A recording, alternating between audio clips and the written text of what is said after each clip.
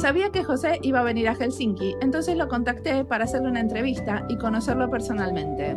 Le hice un café horrendo y lo invité a charlar al balcón. José tiene algo muy en común conmigo. También aprende entrevistando gente. Él entrevista a diseñadores líderes, o sea, diseñadores que dirigen equipos, en general equipos grandes, de otros diseñadores, y publica las entrevistas en su blog Design Impact. Lo encuentran en Medium. José Coronado es un diseñador colombiano que hoy en día se define más como un ejecutivo de la innovación y la transformación de las organizaciones. Escuchemos su historia.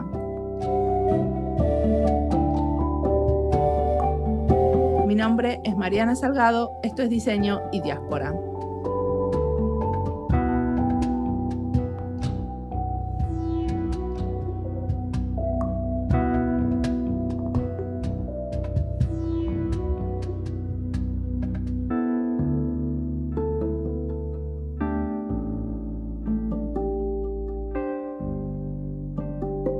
Yo soy José Coronado, soy diseñador industrial colombiano, pero llevo toda mi práctica profesional en los Estados Unidos.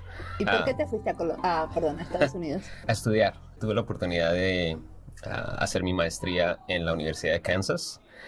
Y cuando yo llegué a la universidad, me reuní con mi asesor y él me preguntó qué quiere hacer. Y yo le dije, ¿qué debo hacer? Porque la educación en Colombia es muy predeterminada, es prescriptiva. Y cuando yo llegué a Kansas, mi asesor me dijo, ¿qué quiere hacer? Entonces yo comencé a hacer lo mismo que hacía antes. Diseño de muebles, diseño de empaques, diseño de productos electrónicos de consumo. Bueno, pero eso tenías el training para eso, ¿no? Exactamente. Entonces ese fue mi primer año de maestría. Y en mi segundo año de maestría, cuando estaba haciendo los productos electrónicos, me di cuenta que había una cosa que se llamaba diseño de interfase. Y eso me llamó mucho la atención. Y ya el resto es historia. Pasé a hacer diseño digital desde los finales del 90. Ok, entonces sos un pionero en el área. No, había mucha gente antes que yo, pero sí era un campo nuevo para los diseñadores. Y muchos diseñadores pues siguieron el área industrial. Y otros diseñadores comenzaron a hacer Human Factors Design, diseño de factores humanos o diseño centrado en la interacción hombre-computador. Y así fue mi transición. ¿Y vos a qué te dedicabas? Yo era diseñador industrial. Yo estaba trabajando en una compañía de productos alimenticios, diseñando empaques, manejando el área técnica de empaques. Y después hice diseño de muebles y el resto es historia. Después de que descubrí lo que nosotros llamamos no diseño de hardware, sino diseño de software. Sí. Entonces ya el resto ya no volvía a esa área principal de diseño. Mi primer viaje a Colombia después de mi maestría, hice una presentación y todos me decían, pero eso no es diseño. Estaban pensando desde el punto de vista personal de diseño industrial, de diseño de producto, diseño tridimensional. Y cuando el diseño no es tridimensional, sino es interactivo en pantalla, la percepción es diferente. Ahora, ya 20 años después, es aceptado como un área de especialización. Pero hace 20 años no era así. Claro. Y entonces, ¿cuál de todos los proyectos que hiciste en estos 20 años te llegó al corazón y te apasiona y querés contarnos? Yo pienso que un proyecto que me apasiona mucho lo hice hace más o menos unos 9 años. Estaba trabajando con una compañía que hace aplicaciones para manejo de personal, nóminas, beneficios, retiro. Y teníamos un problema bien interesante. Teníamos más de 160 aplicaciones. Y un cliente que tuviera unas 8 o 10 aplicaciones tenía que ir a diferentes páginas web, tenía que duplicar la información, tenía que hacer muchas cosas para poder interactuar con nuestros productos. Y el problema lo atacamos desde el punto de vista de producto, de tecnología y de diseño con otros 2 ejecutivos. Y lo que hicimos fue primero que todo un diseño conceptual. Entonces, con una agencia de diseño creamos un video de 2 minutos en que lanzamos lo que podía ser la visión de esa nueva experiencia de los clientes. Y conseguimos el apoyo de la junta directiva de la compañía y nos dieron tanto el dinero como el apoyo ejecutivo que necesitábamos. O sea, hicieron un pitch, como se dice sí, ahora. exactamente, eso fue lo que hicimos. Y a partir de ahí, entonces yo me encargué de la implementación de la estrategia y creé grupos de trabajo. El grupo más impactante de trabajo que creamos fue el del sistema de diseño, el Design System. Lo que hicimos fue crear un grupo de open source interno, manejado por dos líderes de tecnología trabajando conmigo. Y al final del proyecto, en los primeros 2 años, logramos más del 80% de la asimilación de los productos, que los redujimos de 160 más o menos a 8 plataformas principales que los clientes interactuaban con un producto integrado. En vez de 100, uno. En vez de varias cosas de duplicación, hacían muchas cosas más efectivamente. Y el impacto tanto económico como desde el punto de vista de la experiencia del cliente fue bastante grande. Y ese es uno de los proyectos, yo creo que más grandes en los que he trabajado, que produjo unos resultados que nadie se imaginaba. O sea que trabajaron mucho en los procesos.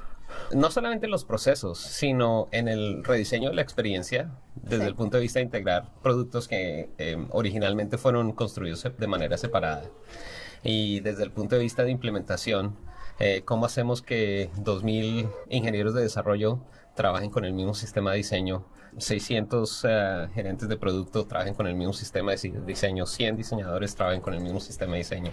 Y es la única manera de lograr un impacto de escala a nivel empresarial. O sea que fue como un cambio organizacional súper grande. Total. Y esta era una empresa muy grande. Una empresa de 60,000 empleados con más de $10 billones en ventas. ¿Y se puede saber cuál era? Sí, ADP, Automatic Data Processing. Ok. Y o sea, dentro de esa empresa ustedes crearon este grupo de diseño de sistemas. Sí, fue... En inglés le decimos beg, borrow and steal. Nos tocaba pedir prestados, robarnos los recursos donde los encontráramos y pedir permiso para robarnos los recursos.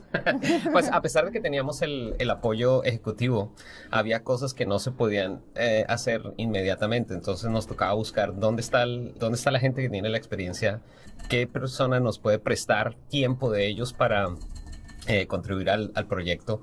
Y de esa manera logramos que no era el proyecto de diseño o del ejecutivo de diseño de producto y de tecnología, sino era el proyecto de la compañía con contribución de gente de diferentes áreas de la compañía. Entonces los dueños de la iniciativa eran los mismos participantes. Era mucho más democrático, más abierto que algo, ok, aquí está el sistema de diseño, ustedes tienen que manejarlo ustedes tienen que implementarlo porque nosotros lo hicimos. Sí, era un proceso participativo. El nosotros era mucho más participativo, exactamente. Claro, pero bueno, eso es lo que están haciendo muchos diseñadores ahora. Lo que pasa es que vos lo hiciste hace muchos años, ¿no? Exactamente. Nosotros comenzamos, mi experiencia con sistemas de diseño ha sido, digamos, en 3 fases.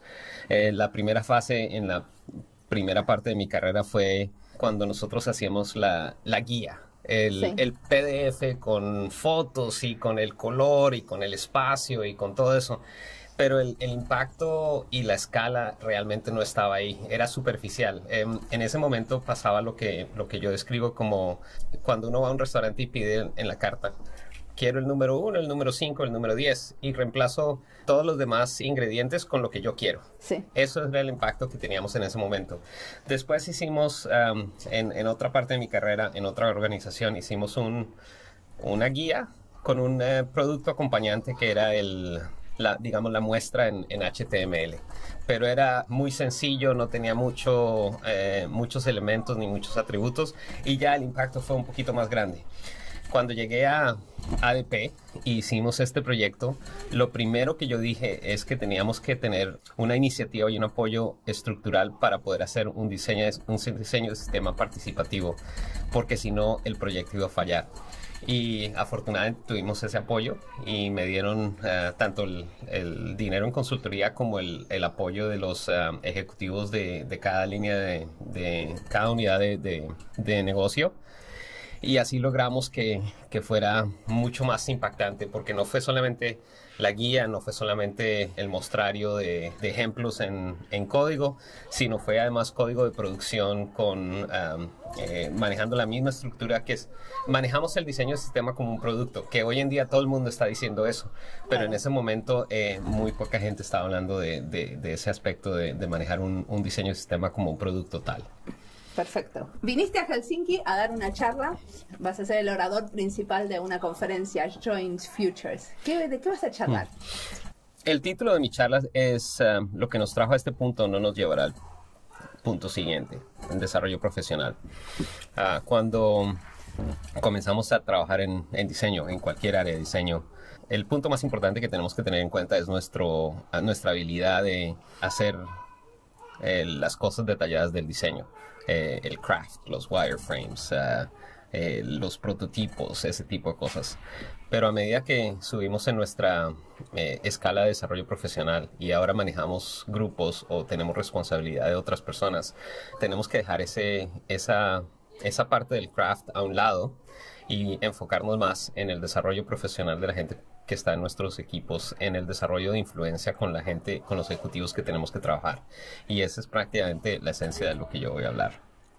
¿Eso qué quiere decir? O sea, vas a contar cómo, siendo un líder de diseño, apoyás las iniciativas que tienen tus equipos. No, más que eso es cómo nuestro perfil como diseñadores cambia o evoluciona o debe evolucionar. Sí. Si queremos ser efectivos en nuestro papel como líderes de diseño. Porque si nosotros nos seguimos enfocando en los prototipos, en el detalle visual de las aplicaciones, en bocetos que hacemos, eso fue lo que nos llevó al punto donde estamos. Pero eso es lo que ahora nuestro equipo tiene que hacer. Sí, que tenés que cambiar, o sea que con el tiempo y al haber sido un líder tenés que cambiar tu capacidad y lo que vos haces, ¿no? Y lo que vos haces ahora es completamente diferente porque es manejar gente, manejar equipos de diseño. Entonces, dejar la artesanía de las cosas que vos estás entrenado como diseñador para pasar a poner el detalle, ¿en qué? Tenemos que poner el detalle o el aspecto de diseño, por ejemplo, el desarrollo de carrera de los diseñadores que tenemos en nuestros equipos. El desarrollo de las iniciativas como los sistemas de diseño, por ejemplo. Pero no solamente desde el punto de vista de ejecución, pero desde el punto de vista estratégico. Y con un punto que es súper importante en cualquier nivel de la carrera, el desarrollo de las relaciones con la gente con la que trabajamos, especialmente con los ejecutivos que van a proveer el apoyo tanto económico como físico de las iniciativas que estamos trabajando. Pero a ver, explícame por ejemplo lo siguiente. Digamos que tenés un equipo y quieren desarrollarse profesionalmente de una manera que es una contradicción con la estrategia de la empresa. Entonces, ¿qué hacemos?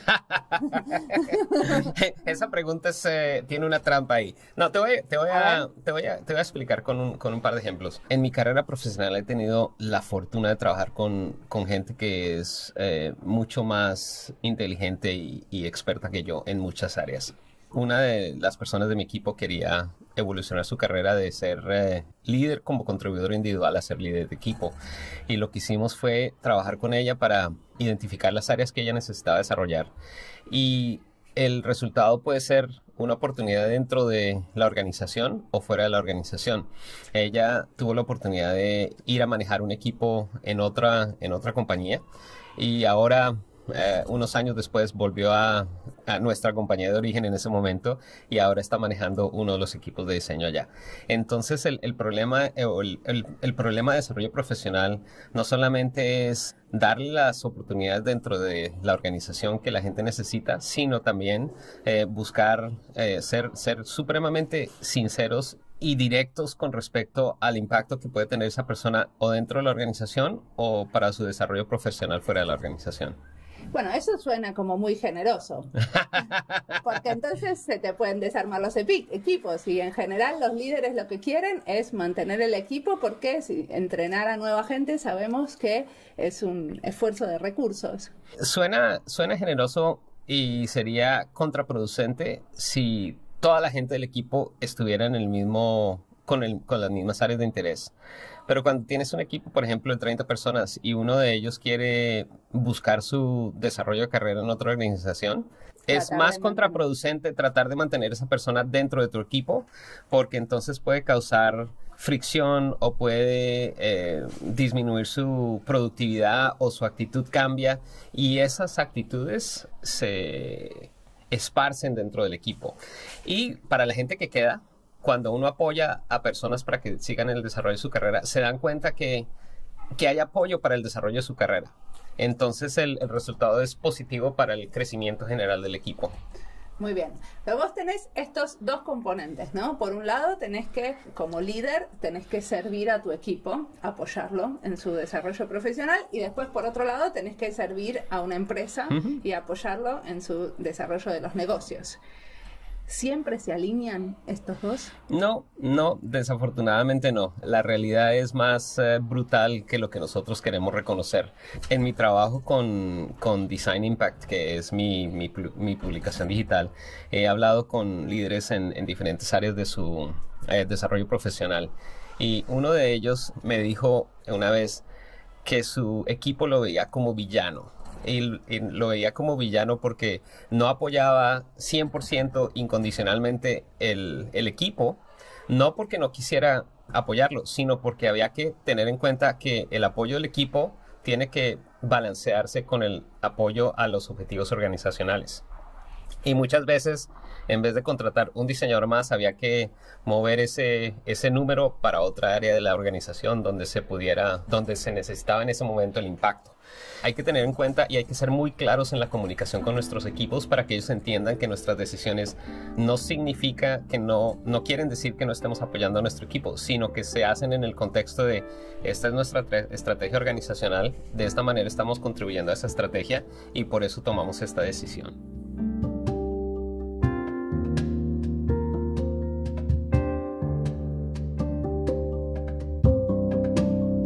En el gobierno donde yo trabajo, estamos todavía esperando tener diseñadores en posiciones de liderazgo. Yo lidero un equipo, pero A, es muy chico, B, no tengo un rol como gerente dentro de la organización, así que a ciertas reuniones importantes no estoy jamás invitada. Quizás por eso muchos de nosotros creemos que si tuviéramos un jefe diseñador que de verdad entiende qué podemos hacer, eso nos daría más posibilidades de mostrar nuestras capacidades y realmente contribuir dando lo mejor de nosotros. Ahora, y en muchas reuniones, no nos confían en lo que opinamos, ni siquiera cuando el tema es algo donde los diseñadores tenemos mucho entrenamiento. Por ejemplo, en mi organización tenemos un equipo de comunicaciones donde no hay ningún diseñador. Sin embargo, cuando tienen que definir el branding, el trabajo de marca para la organización, no nos consultan. Nosotros no nos enteramos hasta que ya está definido todo. Eso es una pena porque los resultados no son geniales y nosotros podríamos haber ayudado a mejorarlos. Este tipo de cosas es solo una parte de las miles de desafíos que tiene un equipo nuevo en una organización grande cuando no tiene un líder de diseño. Así que sigamos escuchando sobre liderazgo en diseño.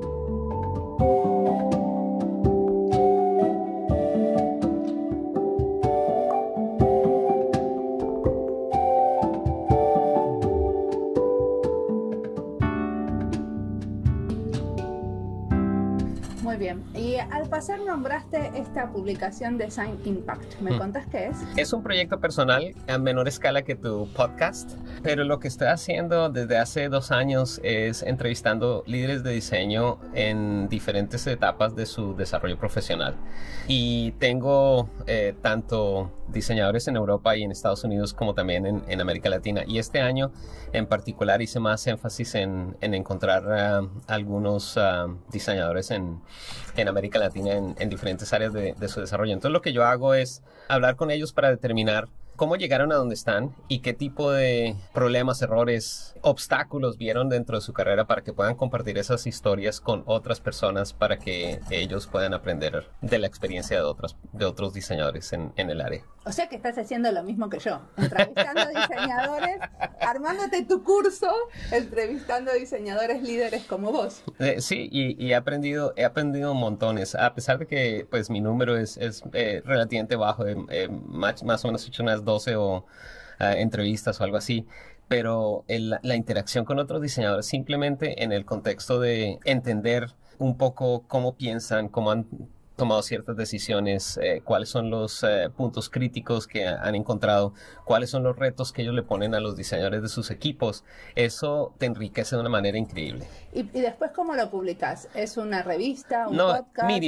Medium. Yeah, sí, son artículos escritos, aunque yo pues grabo todas mis entrevistas, no tengo el setup. No, pero está bueno también el trabajo de editar esas entrevistas. Oh, claro, claro. O sea, es otro trabajo, pero... Sí, y además las entrevistas no las escribo como una transcripción literal de las entrevistas, sino claro. Tiene un proceso de iterativo, las revisamos con el entrevistado para asegurarnos que los puntos de vista que ellos comparten sean adecuados. Y te voy a dar un ejemplo. Hace ya casi 6 meses entrevisté a un diseñador colombo-venezolano que está en Estados Unidos, se llama Andrés Borges. Y cuando la primera versión de la entrevista que yo hice con él, la escribí desde un punto de vista como sarcástico, como un llamado de atención para los diseñadores en general. Y cuando hablamos con Andrés me dice: José, no me parece que el tono de la entrevista sea el adecuado. Debemos hacerlo más positivo, debemos hacerlo más que la gente se sienta motivada, porque si lo hacemos con el otro tono, la gente se va a desmotivar, la gente va a creer que estamos intentando jugar un papel que no es. Entonces, cuando cambiamos el tono de la entrevista se leyó muchísimo mejor, y los comentarios que hemos escuchado de la entrevista fueron bastante positivos. ¿Y qué fue lo que más te sorprendió de todas estas entrevistas? Los caminos de todos los diseñadores son supremamente diferentes. Hay gente que viene con una formación de diseño formal, con estudios universitarios. Hay otros diseñadores que tienen para nosotros los diseñadores, un camino informal para llegar ahí. Son gente que tenía experiencia en desarrollo de producto, ingenieros. Hay gente que tenía experiencia en el área de negocios, pero no necesariamente en diseño. Y una de las cosas que voy a hablar esta semana en Helsinki también tiene que ver con la diversidad. Y no solamente la diversidad a nivel cuántos hombres y cuántas mujeres tenemos en nuestros equipos, pero también cuál es la diversidad en la educación, cuál es la diversidad en la experiencia, cuáles son los diferentes niveles de años de experiencia que tiene la gente, porque muchas veces tú me preguntabas hace un momento el problema de qué pasa si la gente del equipo se va, si invertiste tanto tiempo en desarrollarla, pero el problema es que no estamos contratando gente junior, gente que desarrollando talento dentro de nuestros equipos de trabajo, y eso es un problema también de diversidad que no toda la gente está poniendo suficiente énfasis en desarrollar en este momento. ¿Y las entrevistas las haces en inglés o en español? Depende, en inglés y en español. Y el año pasado que estuve en... ¿Pero las publicas en inglés? Y en español. Las dos. No todas. Estoy comenzando más a publicar en español porque el año pasado que estuve en Río en la conferencia de Interaction Latin America, cuando estuve en ILA en Río, me comprometí con la audiencia que iba a publicar mucho más en español. Entonces estoy haciendo el esfuerzo para hacer eso porque hay que enfrentar la realidad. Todo el mundo está buscando a los diseñadores en Estados Unidos y en Europa para buscar esa guía, digamos. Pero en realidad hay tanto talento en América Latina que no tiene la misma promoción o la misma visibilidad. Y eso me parece algo que todos tenemos la responsabilidad de ayudar y promover y resaltar. Sí, y hay que generar más contenido en diseño en español, de calidad, ¿no? Que en este momento no hay tanto. Exactamente. Muy bien. ¿Qué estás haciendo en este momento? Porque esto no nos contaste. No te he contado nada. En este momento estoy armando un equipo de diseño de operaciones para el banco en el que estoy trabajando. El equipo de trabajo, el equipo de diseño en esta división era hace 2 años más o menos 20 personas, 20 diseñadores. En este momento son 125. Cuando creces tan rápidamente tienes problemas de escala a nivel de procesos, de estructura, de desarrollo. Y la líder global del equipo se convenció de que necesitaban una persona que les manejara y les desarrollara el proyecto de operaciones globales de diseño para el equipo. Entonces crearon la posición en la que yo estoy, y lo que estoy haciendo es ayudando a los diseñadores y a los investigadores a investigar y a diseñar y yo me estoy encargando con mi equipo a todo lo que tiene que ver con procesos, con tecnología, con soporte, con desarrollo. Lo más interesante de este trabajo hace poco tuve una conversación con alguien que me preguntó, ¿por qué dejaste de diseñar? Y yo me volteé y pregunté, ¿es en serio esta pregunta? Y me dijo, sí, es en serio, ¿por qué dejaste de diseñar? No estás haciendo nada de wireframes ni nada de esas cosas. Le dije, pues porque este es un problema de diseño totalmente diferente, una escala mucho más diferente. Esto es un problema de diseño de servicios para el equipo de diseño. Estamos haciendo investigación, estamos haciendo prototipo de procesos, estamos haciendo pruebas de si esto no nos funciona, hagamos otra ronda, otra revisión y probamos eso. O sea, estamos manejando un problema de diseño, pero a otra escala totalmente diferente.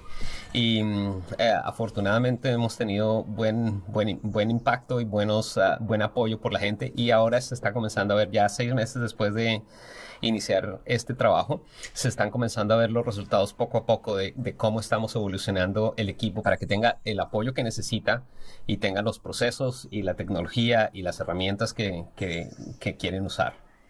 Muy bien. ¿Cómo te parece que va a evolucionar el líder de diseño en unos años? Yo pienso que estamos viendo esa evolución en este momento. Hace 10 años no estábamos hablando de operaciones de diseño, por ejemplo. Hace 5 años que salió, que Brad Frost publicó el libro de Atomic Design, y ahora mucha gente está apenas 5 años después en otras áreas del mundo, no solamente en Estados Unidos, están adoptando sistemas de diseño de una manera más productiva y de escala. Y algo que tenemos que tener en cuenta en el líder de diseño es que tiene que rodearse de otros líderes que le ayuden a hacer su trabajo, tanto para el desarrollo profesional del equipo, el manejo del portafolio que tienen en su organización, el manejo del diseño de sistemas, que no es solamente un producto del equipo de diseño, sino es un producto de la organización para la organización. Sí, que hay mucho trabajo de negociación interna. Por ejemplo, yo hago ese trabajito de abrir lugar para el equipo. Y eso es ir y trabajar con los otros jefes y tratar de negociar qué tipo de cosas nosotros podemos darle. Absolutamente. Eso me hace recordar una presentación de Peter Merholz que se llama Coach Advocate Diplomat, y esa es la manera como él define el trabajo del líder de diseño. El trabajo del líder de diseño no es el de diseñar el producto o la pantalla como se va a ver, sino es el de, primero que todo, con la sombrilla para proteger al equipo de diseño de todas las cosas que le caen encima. La otra es ser el diplomático, porque tiene que ir y negociar y lograr el apoyo y los recursos y el dinero que necesita para su desarrollo.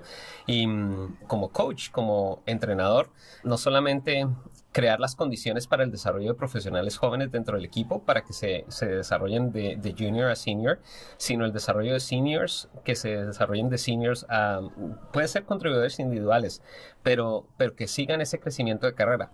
Y uno de los retos principales que yo he observado en los últimos años es que hay mucha gente que el nuevo nivel de entrada de una organización es 5 años con portafolio espectacular. Ese es el nuevo nivel 0. ¿Y cómo vamos a lograr que un diseñador tenga 5 años de experiencia y un portafolio espectacular si no creamos las oportunidades para los diseñadores que están recién salidos de la universidad o que están cambiando de carrera, que estaban haciendo algo antes y ahora están entrando dentro del área de diseño? O sea, como líder de diseño, vos ves que tu trabajo es armar la carrera de diseñadora dentro de las organizaciones. Esa es una de las dimensiones, pero sí, no es la única. Pero por eso yo también te explicaba antes, o hablábamos antes de que nuestra evolución tiene que ser de la parte de ejecución de diseño a la parte de estrategia, de manejo de relaciones, de desarrollo de carrera, de negociación con los otros líderes. Una de las cosas que yo he aprendido en los últimos años es que muchas veces nosotros promovemos o decimos que estamos promoviendo el valor de diseño en las organizaciones. Sin embargo, no ayudamos a los otros ejecutivos a solucionar problemas que ellos tienen en sus mismas organizaciones. Y muchas veces no nos damos cuenta de eso. Y una de las cosas en que yo he estado haciendo mucho énfasis en los últimos años es que, por ejemplo, si estás hablando con un ejecutivo y te dice, tengo un problema de desarrollo estratégico, ¿por qué no hacemos un taller de desarrollo de estrategia con todo el equipo de trabajo de su liderazgo? y nosotros como diseñadores aplicamos las mismas técnicas de diseño para ayudar a ese desarrollo estratégico. Y en ese momento, esos líderes de la organización se dan cuenta que nosotros no solamente estamos utilizando crayolas para dibujar las interfaces que estamos diseñando, sino que además tenemos un impacto de negocio que es mucho más visual y se alinea mucho más con lo que la organización y los otros líderes necesitan. Perfecto. Y decime una cosa, ¿qué cosas te inspiran en este momento? He estado siguiendo muchas personas en este momento en el área de diseño que están haciendo mucho énfasis en el diálogo constructivo de diseño. Uno de los problemas que yo he observado, y por ejemplo en la entrevista de Andrés, el ejemplo de el enfoque sarcástico en contraste con el enfoque constructivo, eso es lo que está pasando mucho en las redes sociales en este momento. Hay mucha gente que está utilizando el aspecto negativo o el aspecto de ataque o el aspecto de agresivo, de confrontación con respecto al diálogo en diseño, en vez de utilizar el aspecto constructivo y de apoyar a otros diseñadores. Entonces esa parte me parece súper interesante, porque si uno es un diseñador joven y ve los ejemplos de diseñadores de nombre famosos que todo lo que hacen es atacar a otros diseñadores o decir cosas controversiales, entonces ellos van a decir, oh, si yo quiero ser diseñador en el futuro, tengo que tomar las mismas actitudes y seguir los mismos pasos. Y eso es una cosa que me parece que tenemos que ser supremamente conscientes y ayudar a que los diseñadores con los que interactuamos, bien sea en nuestros equipos o en medios sociales, en redes sociales, que entiendan que hay una manera para construir para continuar el desarrollo de nuestra profesión y continuar nuestro desarrollo profesional, que no necesita likes y retweets y todas estas cosas para ser de impacto y de impacto positivo. Muy bien. ¿Y hay algo que te gustaría que la gente estuviera leyendo más, mirando más? ¿Qué estás leyendo vos? Ahorita, al pasar hablaste del libro Atomic Design. Atomic Design. Ese fue un libro que salió hace 5 años. Brad Frost. Tuve la oportunidad de conocer a Brad Frost el año pasado en un panel en el que estuvimos discutiendo sistemas de diseño y el impacto de cosas. Una cosa que él dice es muy interesante. 5 años después de publicar su libro, no creyó que estuviera todavía hablando de diseño atómico, de todas las cosas que él está haciendo y que sí, que continúa haciendo. Entonces, ese es un área que, si eres nuevo en el diseño o eres nuevo en los aspectos de diseño de sistemas, súper recomendado. ¿Qué es el diseño atómico? El diseño atómico el diseño atómico está definido como organismos o moléculas, organismos. Habla de cosas pequeñas. Con las cosas pequeñas haces cosas más grandes y con las cosas más grandes haces productos completos. Entonces, por ejemplo, un elemento atómico de diseño es un área de texto, un botón o un control de navegación. Cuando los pones juntos, entonces tienes un elemento más complejo, y cuando pones varios de esos elementos complejos, entonces tienes una página, tienes un producto. Y es más o menos como construyes las piezas de Lego para construir tu producto. Muy bien, muy bien. Lo último, ¿algo más? Sí, pienso que hay algo muy importante que tenemos que discutir y discutir de manera constructiva, y es el problema de los productos de diseño que están diseñados desde nuestro punto de vista, sin tener en cuenta el posible impacto negativo que tienen en personas que son diferentes que nosotros, en minorías, en personas de color, en mujeres, en grupos que son menos privilegiados que nosotros. Y hay 2 personas que están haciendo mucho trabajo en esta área. Una de ellas se llama Sarah Wachter, es una diseñadora americana, y ella está atacando el problema desde el punto de vista de los algoritmos y la tecnología que estamos manejando en este momento, que fue diseñada, digamos, con un círculo pequeño, pero no tiene en cuenta el impacto que ha tenido, sobre todo en minorías y en mujeres, en el trabajo de esos productos. Y hay otro diseñador que se llama Mike Monteiro, también es diseñador americano, acaba de escribir un libro que se llama Ruined by Design, o sea, estamos arruinando nuestro mundo con los diseños que estamos produciendo, que estamos poniendo en el mercado. Y también es nuestra falta de visión y de perspectiva, crear productos que pueden ser utilizados para atacar a otras personas para crear caos en el mundo. ¿Esos productos te referís a los canales de los medios sociales, por ejemplo? Sí, redes sociales es un área que los dos, tanto Sarah como Mike, hablan al respecto. O son aplicaciones que son, baja esta aplicación en tu teléfono. Lo que promueven, aunque sea inicialmente positivo, el resultado de uso es supremamente negativo e impacta a mucha gente de manera directa. Y eso es un discurso, es una cosa que nosotros como diseñadores tenemos que ser muy conscientes de que nuestro trabajo puede ser utilizado de manera negativa y tenemos que ser más proactivos en evitar esos problemas. Muy bien, perfecto. Muchas gracias.